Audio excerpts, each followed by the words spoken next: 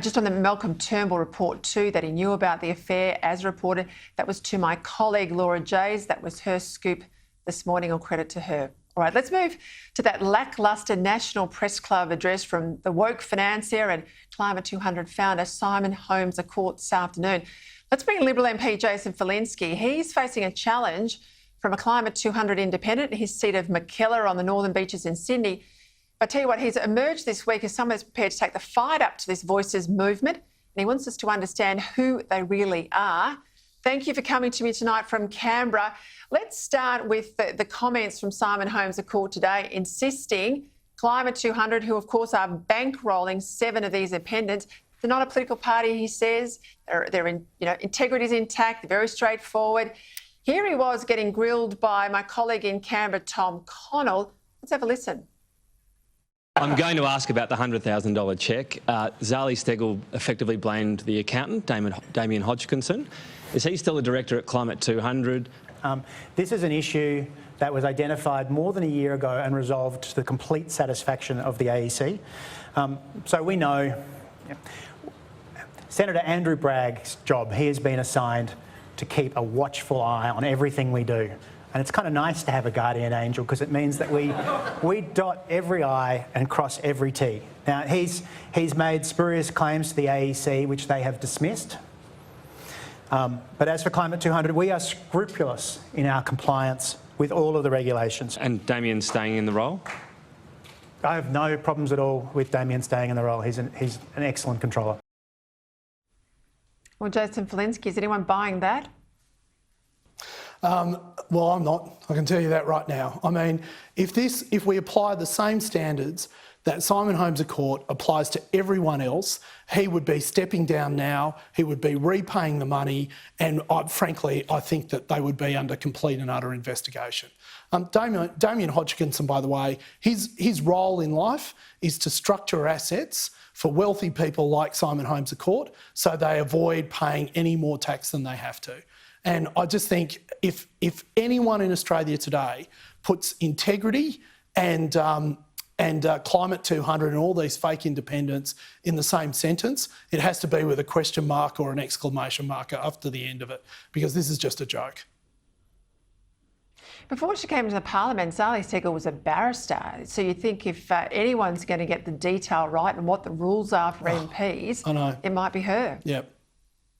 Well, Peter, it's beyond that. I mean, the whole idea that you accept a cheque for $100,000, having accepted the cheque for $100,000, you then deliberately separate it into 8 separate payments, which just so happens to get you below the disclosure limit so that you can hide the fact that you received money, or in doing so, it hides the fact that you received money, not just from someone who invested in coal mines, but someone who is a director of a coal company that bought a mine from Eddie Obeid, who also happens to have had an adverse finding from the New South Wales Independent Commission Against Corruption. Beggars belief. You know, I watched that speech today, I've got to say, Peter, and Simon Holmes a court, he's reminded me of someone for a long time, and I just couldn't place it until I saw him today, and it came to me. He is to Australian politics what Kendall Roy is to Succession.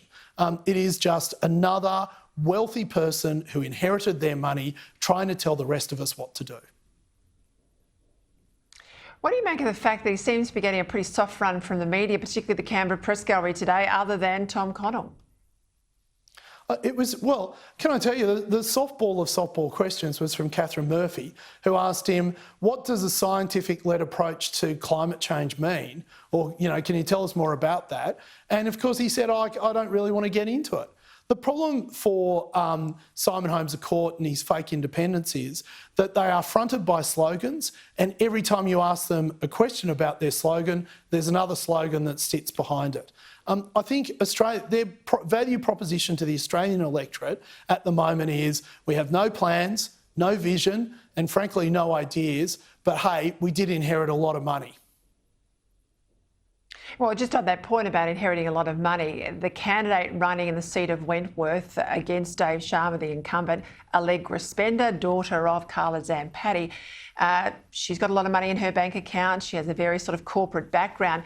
But she's out there now saying there's got to be tax reviews, and that's what she'd push for if elected. That sounds to me like a line she's got now to excuse away her income if that becomes an issue in the campaign. Absolutely. And you know, once again, no plan, no policy, no ideas. We'll just have a review. Is it, you know, is it, I mean, this is what they always say. There's a slogan, and when you ask for details, they'll say, oh, when elected, we'll do a review. And what's the bet that review includes a carbon tax?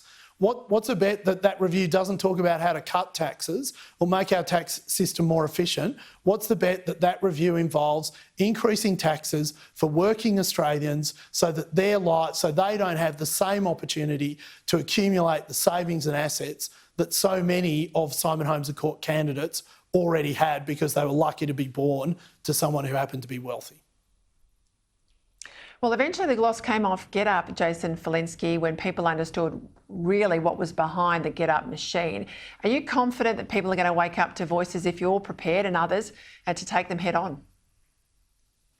Look, Peter, I'm only doing this because I think that elections require the electorate to be well informed. And what we've seen over the last week is the fact that that is the one thing Climate 200 doesn't want to have. So when their largest donor happens to be a coal investor who bought his mine from Eddie Obeid, who's had an adverse finding at ICAC, did they front up about it? Did they declare it as they were meant to? No, they tried to hide it. And when that didn't work because the AEC did an audit on it, the result of that was, as Tom Connell asked quite directly, will you be therefore getting rid of your shareholder, Damien Hodgkinson, who Zali Steggall is now blaming for this bookkeeping error? And his answer is no, he's very comfortable with him. So the question that we get to is, what more are they hiding? You know, what more aren't they telling the Australian people? And that's, I think, what's important. I'm sure I'll be talking to you again.